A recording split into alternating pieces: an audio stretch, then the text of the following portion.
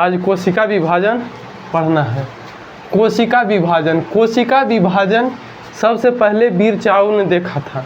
कोशिका विभाजन को सर्वप्रथम 1855 ईस्वी में वीर चाव ने देखा था।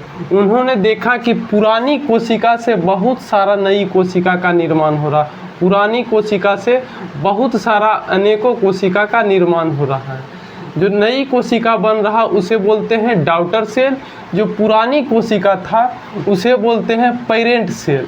तो ये घटना को पहली बार बिरचाऊ नामक साइंटिस्ट ने देखे थे।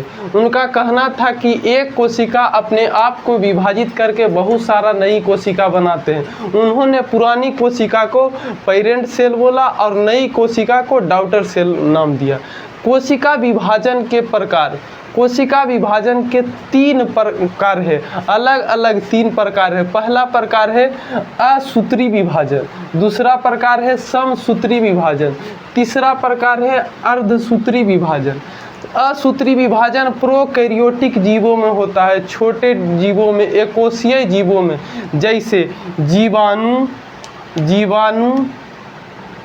अमीबा, प्रोटोजोआ, नील हरित शैवाल, ये सब बहुत छोटे जीव है। छोटे जीवों में, एकोशीय जीवों में, प्रोकैरियोटिक जीवों में होता है असूत्री विभाजन।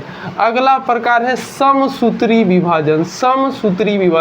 समसूत्री विभाजन बड़े जीवों के कायिक कोशिका में होता है, मतलब शरीर की कोशिका में होता है। समसूत्री विभाजन शरीर की कोशिका में विभाजन होता है, कायिक मन होता है शरीर।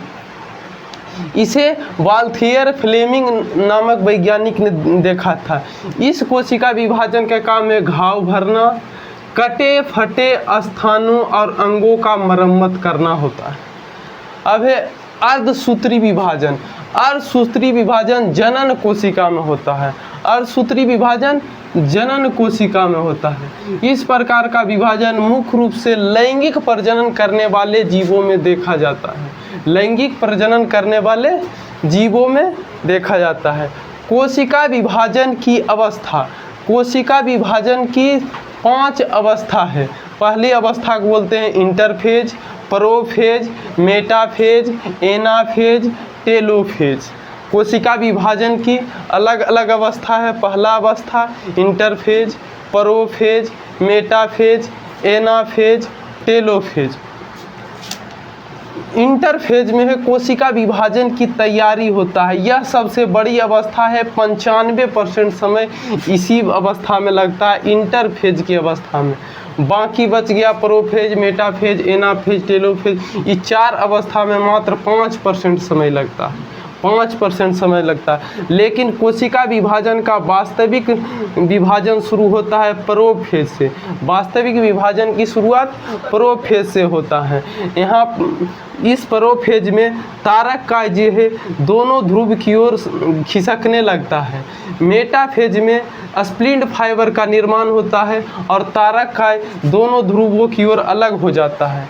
एनाफेज सबसे छोटी अवस्था है, कोशिका विभाजन की सबसे छोटी अवस्था है, जिसमें केंद्रक दोनों ध्रुवों की ओर खिसकने लगता है। टेलोफेज अंतिम अवस्था है।